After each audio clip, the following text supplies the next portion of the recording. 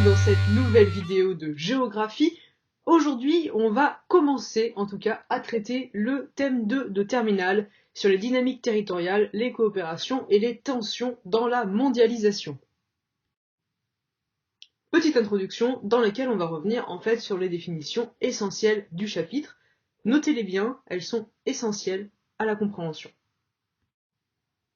La mondialisation, c'est un système géoéconomique et géopolitique fondé sur une mise en relation généralisée mais hiérarchisée des territoires. Elle met donc en concurrence les territoires à toutes les échelles. En résulte alors leur intégration, le processus d'insertion des territoires dans des réseaux d'échange à toutes les échelles, renforçant des relations entre différents territoires plus ou moins éloignés, et cette intégration, elle est nécessairement inégale.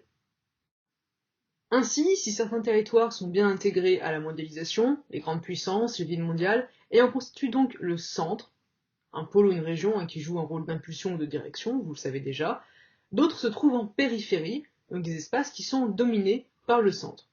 On distingue alors les périphéries intégrées, quand elles sont bien reliées au centre, ou les marges, des espaces en bordure qui restent à l'écart du système territorial dominant. L'émergence de nouveaux acteurs montre toutefois que les situations ne sont pas figées et que des dynamiques territoriales sont à l'œuvre, autrement dit, on a des changements en termes de localisation de population, d'activité, mais aussi des aménagements et une capacité de maîtrise des territoires qui est variée selon les territoires. Or, une dynamique peut être négative et se traduire par le déclin et la déprise des territoires. C'est pourquoi États, régions et métropoles initient des coopérations visant à intégrer leurs territoires dans la mondialisation et à accroître leur développement à différentes échelles. Malgré ces efforts de régulation, donc la régulation, ce sont tous les moyens d'action dont dispose un État ou une organisation internationale pour assurer le bon fonctionnement de l'économie, la mondialisation ravive ou crée des tensions, à l'image de la guerre commerciale entre les États-Unis et la Chine. Alors on va parler de tous ces éléments dans ce cours évidemment, mais dans la capsule d'aujourd'hui, on va parler de cette partie sur les territoires inégalement intégrés dans la mondialisation. C'est le moment de prendre vraiment des notes. On a dit en introduction que la mondialisation hiérarchisait les territoires. La problématique est donc très simple, c'est celle-ci. Comment la mondialisation conduit-elle à une hiérarchisation des territoires et comment on l'observe concrètement dans l'espace? Et pour commencer, on va regarder un petit peu les stratégies des acteurs publics et privés qui sont variées. Et dans tous ces acteurs, on commence par les FTN, qui sont en fait les acteurs principaux de la mondialisation. Alors les FTN, ce sont les firmes transnationales, donc les grandes entreprises qui développent leur activité à l'échelle internationale à travers la présence de filiales productives ou commerciales dans plusieurs pays. Les 500 premières emploient près de 70 millions de salariés, dont 2,2 millions rien que pour Walmart, qui est le numéro 1 mondial. Elles sont implantées dans 34 pays et réalisent plus de 32 700 milliards de dollars de recettes.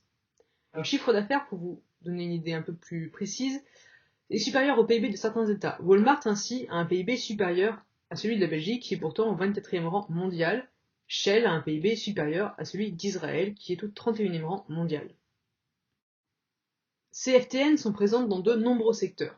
La grande distribution, c'est le cas pour Walmart ou Amazon, l'automobile avec Volkswagen ou Toyota, l'énergie, on pense ici à BP, à ExxonMobil, à Shell, ou les nouvelles technologies, avec Apple, Samsung ou Uber par exemple. La plupart ont leur siège dans les pays développés, mais 36% d'entre elles sont issues de pays émergents comme Huawei, qui vient de Chine, Petrobras au Brésil ou Petronas en Malaisie.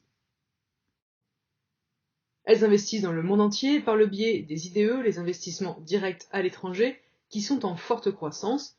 Ils ont ainsi été multipliés par 12 entre 1990 et 2016.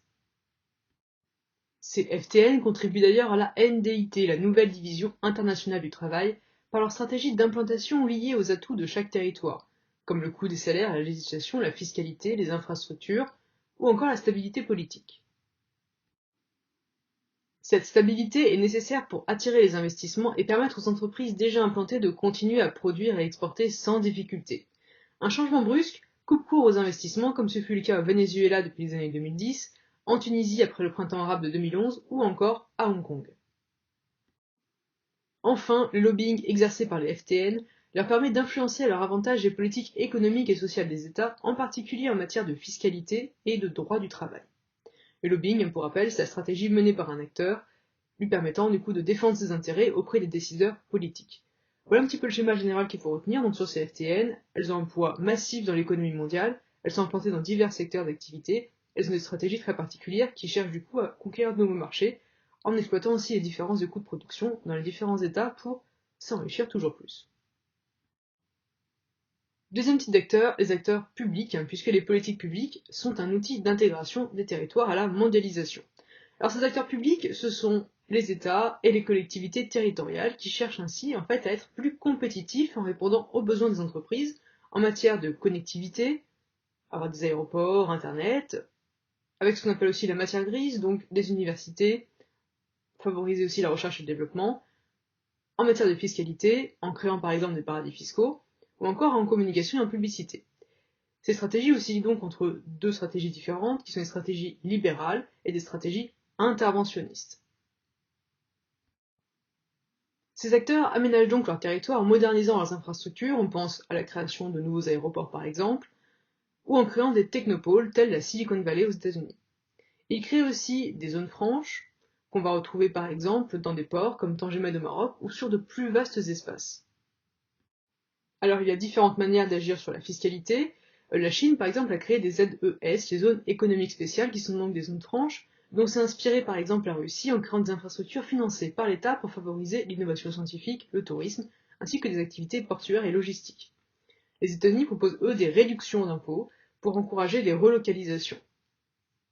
Par exemple, Fiat Chrysler a rapatrié dans le Michigan sa fabrication de pick-up qui était jusque-là assemblée au Mexique.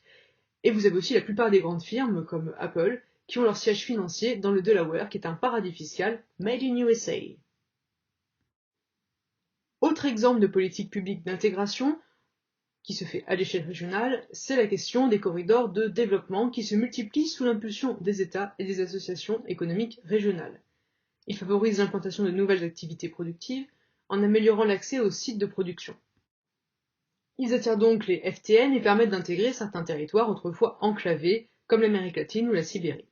Ils visent à favoriser le développement des marges en développant un nouveau type d'espace multipolaire et transnational, articulant entre elles des régions urbaines existantes et des régions émergentes. En fait, ces corridors de développement, que ce soit les corridors de développement d'Amérique latine ou encore les nouvelles routes de la soie qui sont maritimes et terrestres qui sont créées par la Chine, sont un moyen d'affirmer sa puissance à l'échelle internationale. Mais l'attractivité d'un territoire est parfois remise en question. Les crises politiques ou financières peuvent rendre un territoire répulsif ou attractif. Si l'instabilité politique rend certains territoires répulsifs, à l'image de la Libye, qui est un État quasiment failli depuis 2010, en Grèce, la crise économique s'est traduite par la privatisation de biens publics, attirant de nouveaux investisseurs, comme la Chine, avec le port du Pirée, donc à côté d'Athènes, qui a été racheté par Costco en 2016. Aux côtés de ces acteurs traditionnels, nous avons aussi l'émergence de nouveaux acteurs, à commencer par les diasporas, comme la diaspora chinoise ou indienne. Pour rappel, une diaspora, c'est la communauté ethnique qui est dispersée à l'échelle mondiale, mais qui conserve des liens sociaux et commerciaux très intenses avec son pays d'origine. Les réseaux illégaux, en particulier les mafias italiennes et russes, participent également à la mise en relation des territoires à l'échelle mondiale. Quant aux ONG, les organisations non gouvernementales, elles militent et agissent dans des domaines humanitaires variés tels la santé, comme Médecins sans frontières, l'alimentation, on peut penser à Oxfam, l'environnement, comme Greenpeace, ou encore les droits de l'homme avec Human Rights Watch. Certains groupes médiatiques assurent également une diffusion internationale de l'information, comme CNN, Al Jazeera ou Euronews. Enfin, la société civile joue un rôle dans la mondialisation grâce à Mobilisation. Maintenant qu'on a vu les différents acteurs de la mondialisation, on va s'intéresser aux dynamiques territoriales et voir en fait comment la mise en relation des territoires par la mondialisation recompose-t-elle les territoires. Les territoires les plus intégrés dans la mondialisation sont les territoires interconnectés. Depuis 1945, la baisse des tarifs douaniers et du coût de transport, ainsi que la déréglementation, ont amplifié les échanges mondiaux. Mais le taux d'ouverture commerciale oscille entre 170% à Singapour, qui est un pôle logistique régional majeur, 100% au Vietnam, qui accueille de nombreuses usines électroniques ou textiles spécialisées dans l'exportation, à seulement 6% pour la Corée du Nord, qui reste un pays fermé. En 2018, la Chine, les États-Unis et l'Allemagne constituent les 3 premiers exportateurs et importateurs mondiaux de marchandises. Ces échanges s'opèrent au moyen de hubs portuaires et aéroportuaires. L'aéroport d'Atlanta se hisse ainsi au premier rang mondial tout en assurant la redistribution des flux aériens sur l'ensemble du continent américain. Dans le contexte de maritimisation de l'économie, c'était tout le premier chapitre de géographie, je vous rappelle, les pays enclavés attirent moins les investisseurs que les pays disposant de façades maritimes, même s'il y a des exceptions comme le Luxembourg ou la Suisse. Les infrastructures de télécommunications jouent donc un rôle accru. On parle de la couverture satellite, du débit internet élevé, car celles-ci permettent la mise en réseau du monde, des flux financiers et d'informations plus particulièrement. L'accessibilité numérique est désormais donc un facteur d'intégration incontournable. Or, les câbles sous-marins et les data centers qu'on voit ici jouent un rôle central dans le réseau de télécommunications. Leur localisation est le reflet de la hiérarchie qui organise l'espace mondial, dans la mesure où 42% de ces data centers se trouvent aux États-Unis. La mondialisation contribue à l'interconnexion des territoires, mais surtout elle les met en concurrence. En effet, les FTN entretiennent la DIT ou Division internationale du travail, autrement dit la spécialisation des territoires dans un type d'activité, la conception, la production ou le montage. Or, la fabrication de produits se décompose en différentes étapes et intègre les pays en fonction de leurs avantages comparatifs. Vous allez mieux comprendre de quoi on parle avec cette diapo. Les facteurs socio-économiques sont déterminants.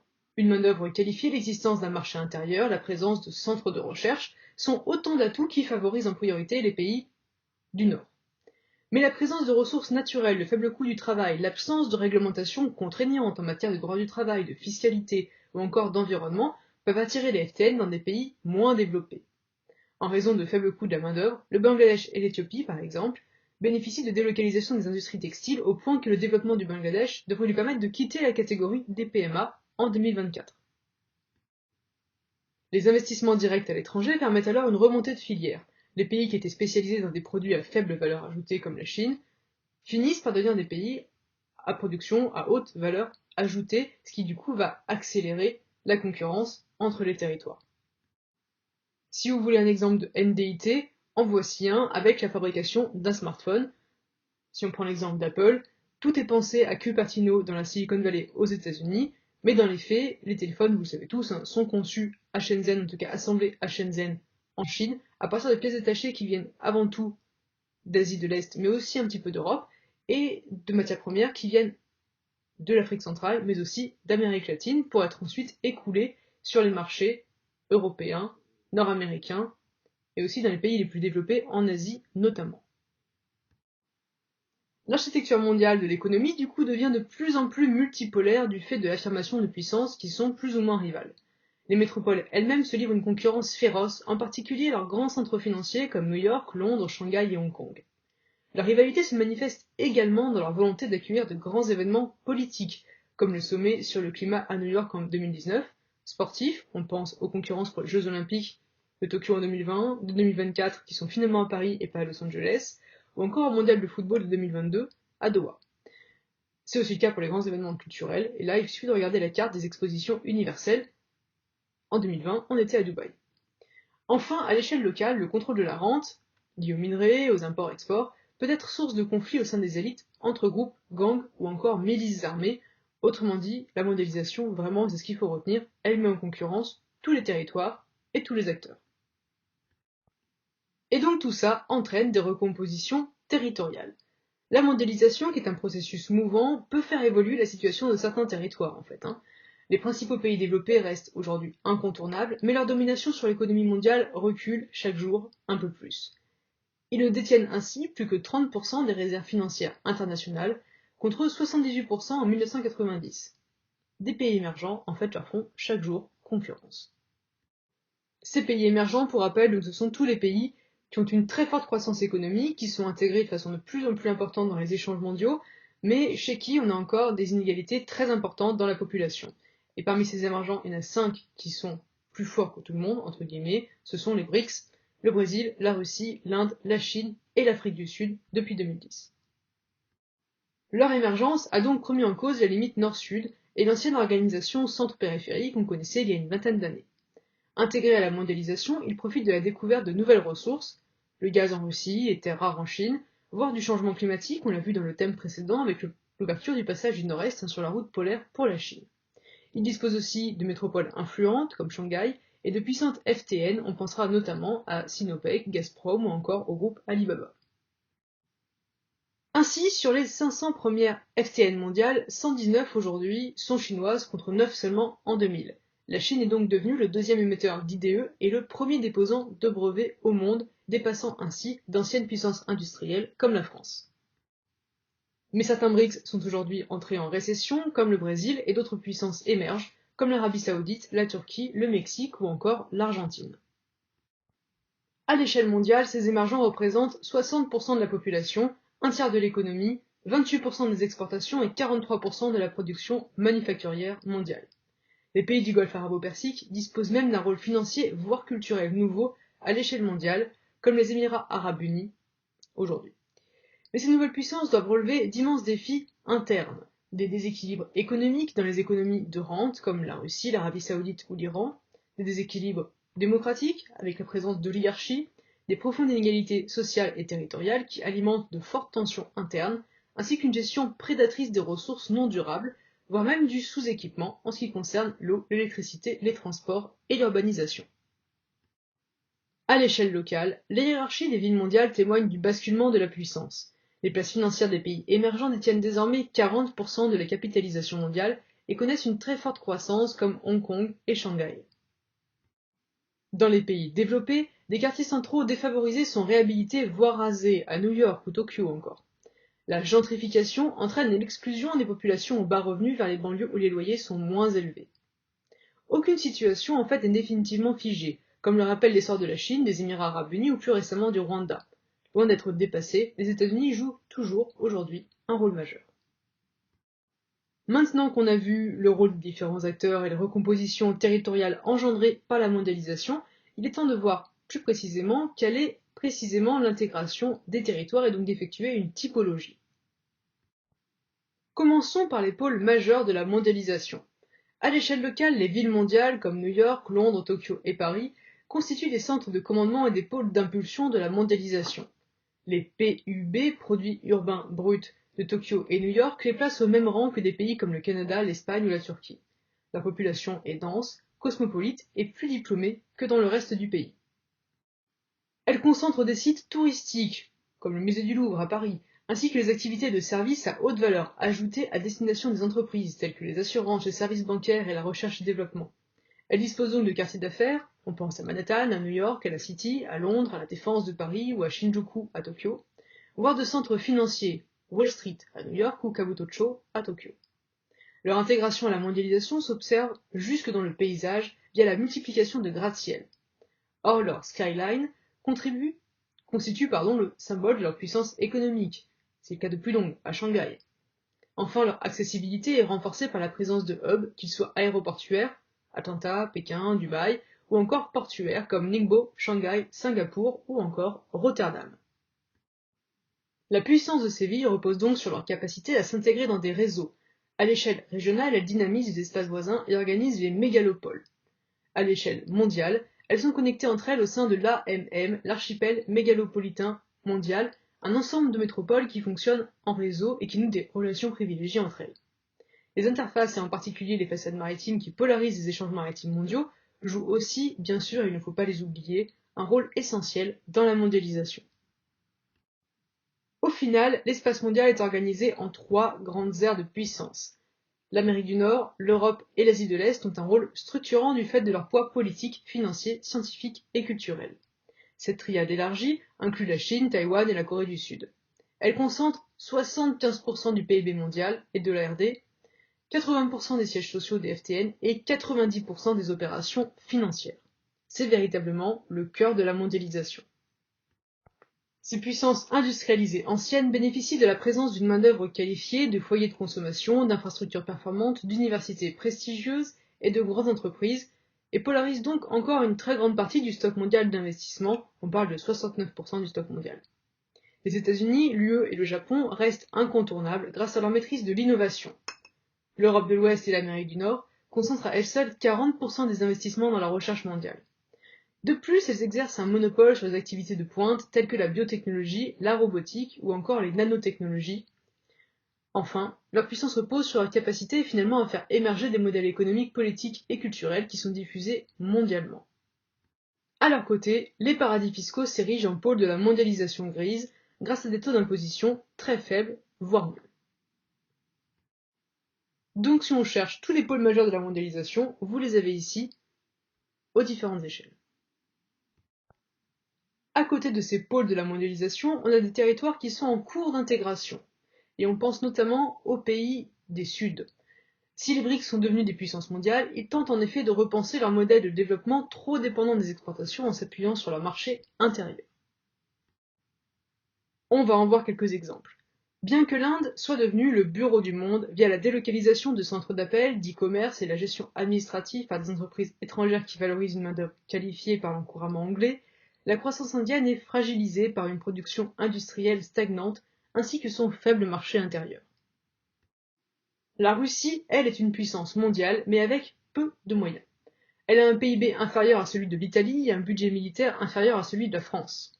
Elle est influente, mais ne dispose ni d'un tissu dense de PME à déployer à l'étranger, ni d'une vaste communauté d'expatriés, ni même d'une forte capacité financière. Mais elle compense ses manques par beaucoup d'intelligence diplomatique et un poids historique, qui est celui de membre permanent du Conseil de sécurité de l'ONU. La Chine, quant à elle, cherche à sécuriser ses approvisionnements et à trouver de nouveaux partenaires commerciaux via la construction de nouvelles routes de la soie qui devraient, si on en croit Xi Jinping, lui permettre de devenir la première puissance mondiale en 2049. D'autres puissances régionales émergent à l'image de pays auxquels les géographes ont donné des noms parfois un petit peu perchés. Voilà, je vous les donne pour si jamais vous les trouvez dans les manuels que vous sachiez de quoi ça parle, mais on évitera de les utiliser, à savoir les jaguars latino-américains comme le Chili, les tigres asiatiques comme le Vietnam et l'Indonésie, les lions africains au Nigeria et au Ghana notamment, ou encore la Turquie et les pays du Golfe arabo-persique. On peut s'attarder sur l'exemple du Vietnam, qui est un pays qui profite de la guerre commerciale entre les États-Unis et la Chine. Le pays accueille en effet de nombreuses entreprises chinoises, du textile et des chaussures, qui souhaitent échapper aux sanctions financières de Washington. C'est aussi une destination prisée pour les technologies de pointe. Les téléphones, par exemple, représentent désormais 20% du volume total des exportations vietnamiennes. D'autres pays en développement s'intègrent partiellement à la mondialisation grâce à l'exportation de produits agricoles, comme la Côte d'Ivoire, et de ressources minières, on pense notamment à la Bolivie, voire au tourisme, pensez à la République dominicaine, ou encore à une nouvelle technologie pour le Rwanda. Toutefois, ces pays ne sont que rarement des centres de décision et ils dépendent en grande partie de pôles d'impulsion situés ailleurs. À l'échelle régionale, l'enclavement peut ainsi être dépassé dans les territoires riches en ressources. En Afrique, celles-ci sont de plus en plus convoitées tandis que la fonte de la banquise rend l'Arctique par exemple plus accessible, même si les coûts de production restent aujourd'hui encore importants. Les espaces frontaliers sont aussi un levier d'intégration régionale majeur, voire même à l'échelle mondiale, si on prend le cas par exemple de la Mexamérique, où l'installation de zones franches a attiré les maquiladoras et entraîné l'apparition de villes jumelles. Les zones grises, le Sahara ou le Sahel, n'en constituent pas moins une interface qui illustre la prolifération de flux illicites, trafic de drogue, d'armes, de contrebande de médicaments et de migration clandestine. Enfin, à l'échelle locale, le dynamisme est concentré encore une fois dans les métropoles. Au Vietnam, les IDE se dirigent à 70% sur Ho Chi Minh Ville et Hanoï, alors que ces espaces sont déjà les plus dynamiques. Enfin, et ça on n'y pense pas souvent, mais les bidonvilles ne sont pas exempts de dynamique aussi. Dharavi, qui est un des plus grands bidonvilles de Mumbai, fait partie prenante de la mondialisation. Les chaussures et les maillots qui sont réalisés dans les ateliers sur place sont portés par le monde entier et on estime à quelques 600 millions d'euros par an les revenus de la production intérieure du quartier. Donc là encore, à toutes les échelles, on trouve des territoires qui sont en cours d'intégration dans la mondialisation. Enfin, il reste de nombreux territoires qui sont plus ou moins à la marge de la mondialisation. Les pays les plus pauvres, notamment les PMA, les pays les moins avancés, restent à l'écart de la mondialisation, et ces 47 pays, en fait, ne comptent que pour 0,95% des exportations mondiales. Ces PMA sont parfois des États défaillants ou en guerre, comme la Somalie ou le Yémen. Ils ne parviennent donc pas à contrôler leur territoire et à s'insérer dans des flux internationaux. L'agriculture y reste essentiellement vivrière. Les infrastructures de transport sont aujourd'hui toujours insuffisantes par manque de moyens, et le faible accès à l'éducation provoque un manque de main-d'œuvre qualifiée nécessaire à l'installation des FTN. Néanmoins, elles ont un atout, c'est que la main-d'œuvre coûte peu cher et il y a souvent une matière première plutôt abondante, on pense au pétrole du Soudan ou la noix de cajou en Côte d'Ivoire. Ces PMA ne sont donc pas totalement à l'écart des flux mondiaux, puisqu'ils dépendent des remises des migrants et de l'aide internationale. Aucun État, en fait, c'est ce qu'il faut retenir, n'est aujourd'hui à l'écart de la mondialisation. Même la Corée du Nord, qui est volontairement fermée pour des raisons idéologiques, entretient des relations commerciales avec la Chine, et depuis 2018 des relations diplomatiques avec les États-Unis et la Russie. Quant aux États en guerre et aux États faillis, si la population est isolée, ils sont parfois intégrés par des flux illicites participant ainsi à la mondialisation souterraine. L'Afghanistan, par exemple, produit 80% de l'héroïne mondiale. À l'échelle régionale, l'enclavement est un facteur répulsif pour les FTN qui ont besoin d'accessibilité. De nombreuses régions d'Afrique et d'Asie centrale, qui sont mal reliées aux littoraux et aux métropoles, restent donc des marges, comme le Bhoutan. D'autres souffrent aussi de la distance, tels Madagascar ou le Vanuatu, et les campagnes intérieures, d'une manière générale, sont souvent exclues. Prenons le cas du Cambodge, où le taux de pauvreté culmine à 84% dans les zones rurales, alors qu'il n'est que de 7% dans la capitale Phnom Penh, et de 20% dans le plus grand port du pays qui est favorisé par la Chine dans le cadre des nouvelles routes de la soie, qui s'appelle Sihanoukville. Au Sénégal, l'IDH est beaucoup plus faible dans la région intérieure et rurale du Tambacounda que dans la région littorale et métropolisée de Dakar. Voilà, c'est un schéma qu'on retrouve un peu dans tous les pays, et plus particulièrement dans les PMA. Pourtant, certains territoires intérieurs et peu peuplés, l'Amazonie, la Sibérie, fournissent des ressources mais leur exploitation se fait au détriment de l'environnement et des populations autochtones. Dans les pays développés aussi, certains territoires touchés par la désindustrialisation sont en crise économique et démographique, comme la région des Grands Lacs aux États-Unis ou les Midlands au Royaume-Uni. Dans de nombreux pays, le mal-développement et la corruption alimentent des fractures sociales et territoriales, non seulement entre régions, mais aussi entre quartiers. En Inde, les inégalités socio-spatiales sont fortes entre le sud et le nord du pays, et surtout dans les villes où les quartiers d'affaires côtoient les slums, les bidonvilles. Les populations les plus pauvres sont souvent repoussées en périphérie. Les favelas de Rio ont été détruites en partie pour les Jeux Olympiques, dans des quartiers qui sont dépourvus de services et d'infrastructures de transport. Dans les pays du Nord, les friches industrielles et urbaines se multiplient, comme à Leipzig, en Allemagne, à Liverpool, en Angleterre ou à Détroit, aux États-Unis, qui deviennent ce qu'on appelle les shrinking cities, des villes qui rétrécissent. Même la ville de New York ne compte pas moins de 1 800 000 pauvres pour 84 milliardaires. Aussi, et toujours en appliquant une logique multiscalaire, à toutes les échelles, on trouve des territoires qui sont en marge de la mondialisation dans les pays les plus développés comme dans les pays les moins développés. Merci d'avoir regardé cette vidéo un petit peu longue sur l'inégale intégration des territoires dans la mondialisation. Je remercie ma collègue Stéphanie Ferlet qui a monté l'essentiel du cours et j'ai été seulement là pour le mettre en image, voilà, et en voix surtout. Regardez bien tout ça, j'ai essayé de chapitrer la vidéo pour que ce soit plus simple à revoir pour tout le monde. Répondez bien au questionnaire et on se dit à très bientôt en classe pour la suite du cours.